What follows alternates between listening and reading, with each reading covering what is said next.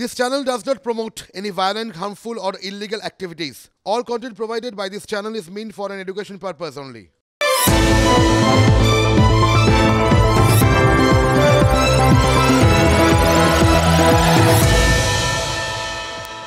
মেয়ে তুলে আনতে হবে আনতে হবে মা বলে কোনো ইজ্জত রাখছে না। ছোট ছোট বাচ্চাদেরকে ডেকে নিয়ে বলছে রাজনীতি করতে হবে।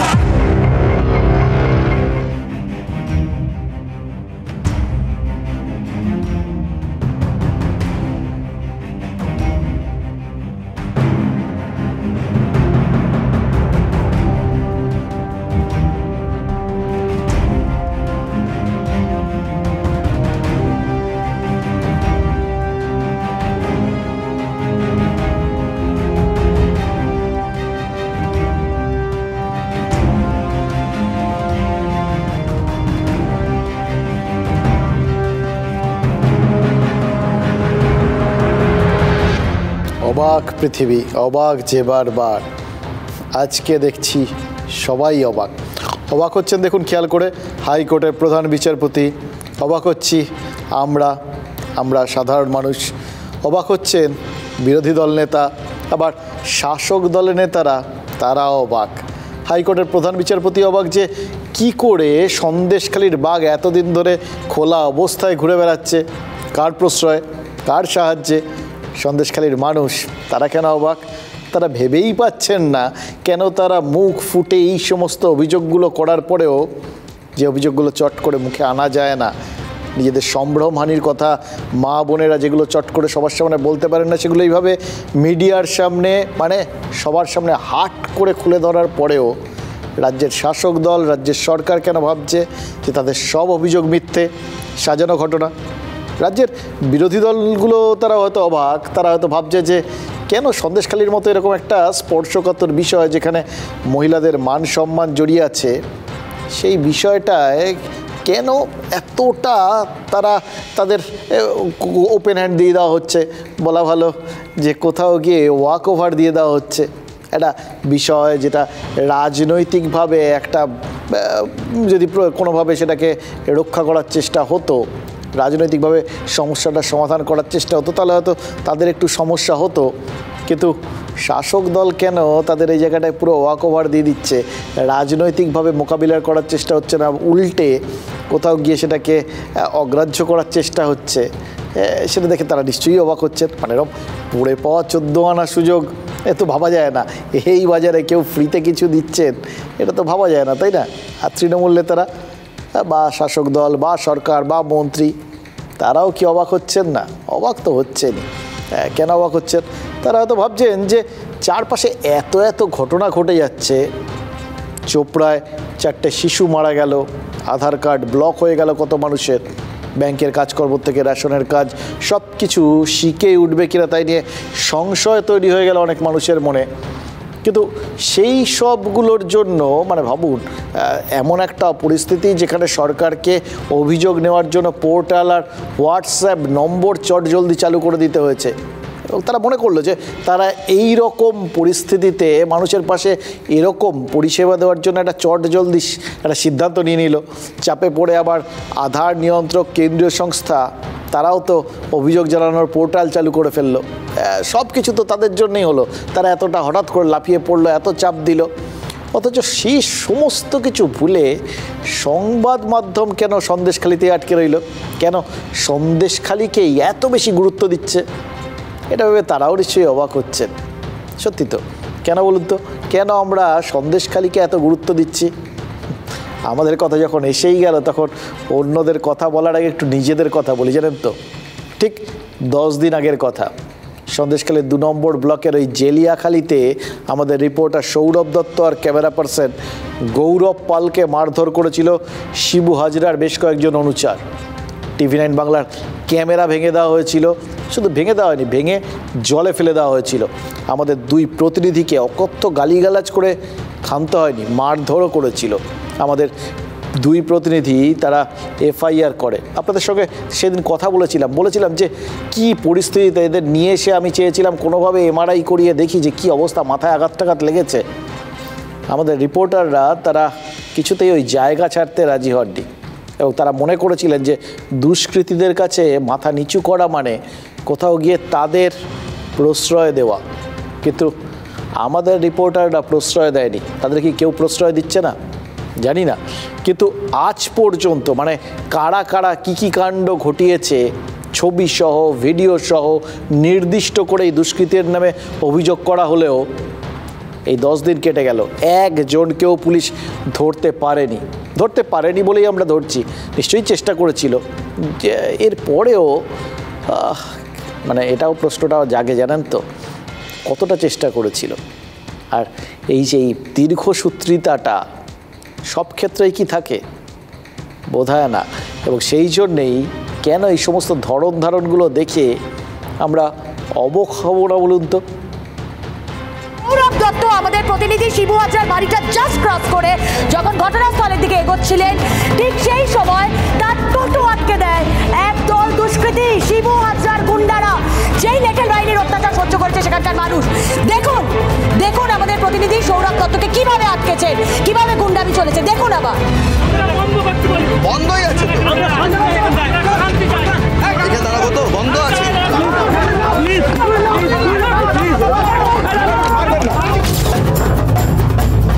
আমাদের যে সহকর্মী সৌরভ দত্ত, যিনি আমাদের সহকর্মী সৌরভ দত্ত, তিনি এবং তার যিনি ভিডিও জার্নালিস্ট গৌরব পাল, তিনি সেখানে আসেন এবং তাদেরকে পুরো মারধর করা হয় প্রচণ্ডভাবে। আমি একটু সৌরভ দত্তকে দেখাতে বলবো। সৌরভ দত্ত আমাদের যিনি সহকর্মী, সাংবাদিক সহকর্মী, তার গলার দাগ দেখে বুঝতে পারছেন কিভাবে মারধর করা হয়েছে এবং ক্যামেরা কেড়ে নিয়ে জলে ফেলে দেওয়া হয়েছে। এবং আমাদের ভিডিও জার্নালিস্ট গৌরব পাল, তিনি এখনও তারা দুজনেই ট্রমা থেকে বেরোতে পারেননি, কিন্তু গৌরব পাল তার ক্যামেরা, তার যেটা প্রধান অস্ত্র অর্থাৎ ছবি যিনি তোলেন, তিনি জানেন ক্যামেরা তার কাছে কি, পুরো জলে ফেলে দেওয়া হয় ভেঙে। তারা প্রথম দাঁড় করেন, আপনারা কি করছেন না? আমরা বললাম আমরা খবর করছি, অগ্নিসংযোগে আগুন লাগিয়ে দেওয়া হয়েছে, সেই খবর আমরা করছি। তখন তারা বলতে থাকেন যে সন্দেশখালির মতো জেরিয়াখালীকে অশান্ত করবেন না, জেরিয়াখালী শান্ত জায়গা। আমরা বলি ঠিক আছে। সঙ্গে সঙ্গে আমার সহকর্মী গৌরব পাল আমার সঙ্গেই ছিলেন, সামনেই ছিলেন, লাইভ চলছিল। তখন আমি বলি ক্যামেরা ডাউন করে দাও, ক্যামেরা বন্ধ করে দাও, দরকার নেই। আমরা ওদেরকে বলি আমরা ক্যামেরা বন্ধ করে দিয়েছি। টোটো আটকে গিয়েছিল, গাড়িতে চারদিক থেকে বাইক দিয়ে ঘিরে ফেলে। বাইক দিয়ে ঘিরে ফেলার সময় একটি ছেলে সাদা টি শার্ট, গোল গলা টি শার্ট, সে সবচেয়ে বেশি আক্রমণাত্মক ছিল, আগ্রাসী মনোভাব তার মধ্যে ছিল। সেই সর্বপ্রথম হাত তোলে, মারধর শুরু করে এবং তার বক্তব্য ছিল অকথ্য ভাষায় গালিগালাজ, যা এক্ষেত্রে হয়ে থাকে সে সমস্ত অকথ্য ভাষায় গালিগালাজের সঙ্গে তারা কিন্তু মারধর কিন্তু শুরু করে। মারধর শুরু করার সময় তারা একটা কথাই বলতে থাকে যে শিবু হাজরাকে বদনাম করা হচ্ছে, শিবু হাজরাকে বদনাম করা হচ্ছে, শিবু হাজরার বিরুদ্ধে এই খবরগুলো যেগুলো হচ্ছে তাদের শিবু হাজরা বদনাম হচ্ছে। ক্যামেরা ফার্স্টে ধরে হচ্ছে ক্যামেরার লাইট, আমি বলছি বারবার ক্যামেরা চলছে না। তারপরে ক্যামেরার লাইট ধরে ক্যামেরার লাইট ভেঙে ফেলে ছুঁড়ে ফেলে, পাশে নদী ছিল সেই নদীর মধ্যে। তারপরে যত আমি ক্যামেরা আটকাতে চাইছি তত আমাকে জোরজবস্তি করে মারধর করে ক্যামেরা ভাঙে, ক্যামেরা পুরো আচার মেরে পুরো ভেঙে তারপর সে আবার তুলে নদীর মধ্যে ফেলে দেয়।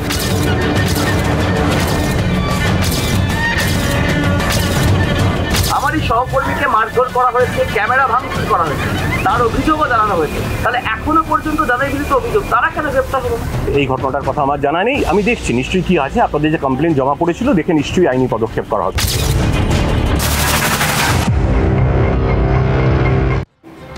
এডিজি দক্ষিণবঙ্গ সুপ্রতিম সরকারের কাছে আমরা জানতে চেয়েছিলাম জেলিয়াখালীতে যারা সৌরভ এবং গৌরবকে মারধর করলো তাদের বিরুদ্ধে কেন পদক্ষেপ করা হলো না।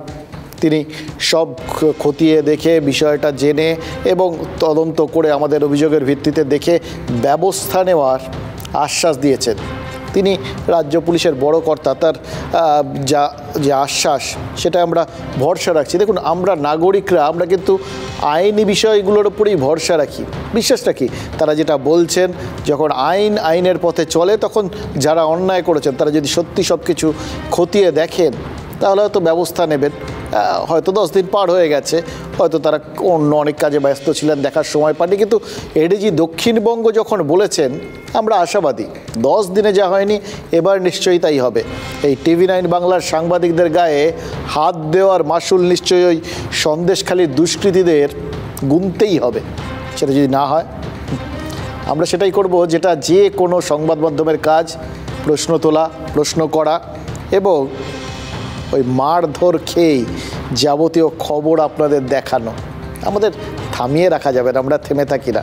আর আমরা এটাও জানতে চাইব, একটা প্রশ্ন ছোট্ট, সাংবাদিক আক্রান্ত হলে অভিযোগ পেলেও এতদিন কেটে যায়, কোনো কিছু বন্দোবস্ত হয় না, কিন্তু কর্তব্যরত এক সাংবাদিককে কোনো নোটিশ সার্ভ না করে অভিযোগ পাওয়ার কয়েক ঘন্টার মধ্যে অতি সক্রিয় হয়ে পুলিশ কী করে গ্রেফতার করে ফেলে?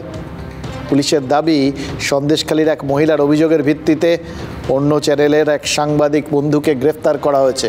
দেখুন, এই সাংবাদিক বন্ধু আমাদের সহকর্মী। এবার কোনো সাংবাদিক তিনি অন্যায় করবেন না, তিনি কোনোভাবে আইনের চোখে যদি দোষী সাব্যস্ত হন তাকে কোনোভাবে শাস্তি দেওয়া যাবে না, এগুলো আমরা বিশ্বাস করি না। কেউ আইনের ঊর্ধ্বে নয়, কিন্তু আগে তো দেখতে হবে তিনি আইনের কোনো গর্হিত কাজ করেছেন কি না, কীভাবে করেছেন, এবং আইনি পদক্ষেপেরও তো বেশ কিছু ধাপ রয়েছে। সেই ধাপগুলো যদি কোনোভাবে পার হয়ে গিয়ে এমনভাবে কোনো কিছু করা হয়, ওই যে বললাম নিশ্চয়ই পুলিশ বিভিন্ন ধাপ পার হচ্ছে, ওই জন্য সন্দেশখালীর ওই দুষ্কৃতীরা যারা আমাদের দুই সহকর্মীকে ওইভাবে মারধর করেছিল, আমাদের ক্যামেরা ভেঙে টুকরো টুকরো করে নদীর জলে ফেলে দিয়েছিল, তাদের এখনও ধরতে পারছে না পুলিশ। নিশ্চয়ই বিভিন্ন ধাপ পেরোচ্ছে, অথচ আমরা তাদের ছবি দেখিয়ে দিয়েছিলাম, ভিডিও দেখিয়ে দিয়েছিলাম, তাদের কণ্ঠস্বর আছে, তারা ঠিক কীভাবে কী করছিল, কীভাবে মারধর করেছে, সব আছে, কিন্তু সেগুলো ধরা যায়। নিশ্চয়ই বললাম ধাপ, অনেক ধাপ থাকে, কিন্তু সাংবাদিকদের ক্ষেত্রে কি ধাপগুলো থাকে না? হঠাৎ সেই ধাপগুলো স্টেপ জাম্প করে যায় কেন? কেন পুলিশকে তখন মনে হয় অতি সক্রিয় হতে হবে? তাহলে সব থেকে সহজ কি সাংবাদিকদের টার্গেট করা, সফট টার্গেট, নাকি সংবাদ মাধ্যমের মুখ বন্ধ করাটাও কখনো কখনো খুব জরুরি হয়ে যায়?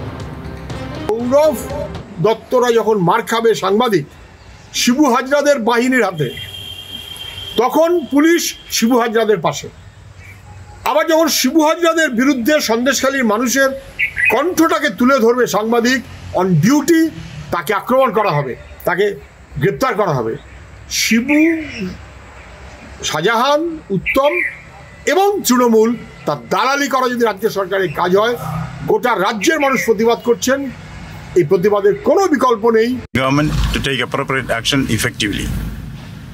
There is no attempt at muzzling the press can be tolerated. সমস্ত রাজনৈতিক দল এবং মেরুদণ্ড শক্ত রাখা প্রতিবাদীদের বলবো, এই সাংবাদিককে যে কায়দায় গ্রেপ্তার এবং পুলিশ রিমান্ডে নেওয়া হয়েছে এর বিরুদ্ধে প্রতিবাদে গর্জে উঠুন, এবং আমাদের রাজ্যের বিশিষ্ট আইনজীবীরা তারা জোট বেঁধে কিভাবে আইনি পরামর্শ দিয়ে এই মিথ্যা মামলা খারিজ করা যায়।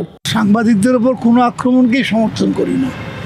গণতান্ত্রিক দেশে সংবাদ মাধ্যম, সংবাদপত্রের একটা বিশেষ ভূমিকা আছে, তবে সেই সংবাদ মাধ্যম যদি দেখা যায় একবার একটা দলীয় একটা দলের মুখপত্রে পরিণত হয়েছে, স্বাভাবিকভাবে উত্তেজনা বাড়ে, এখানে উত্তেজনা হওয়া স্বাভাবিক।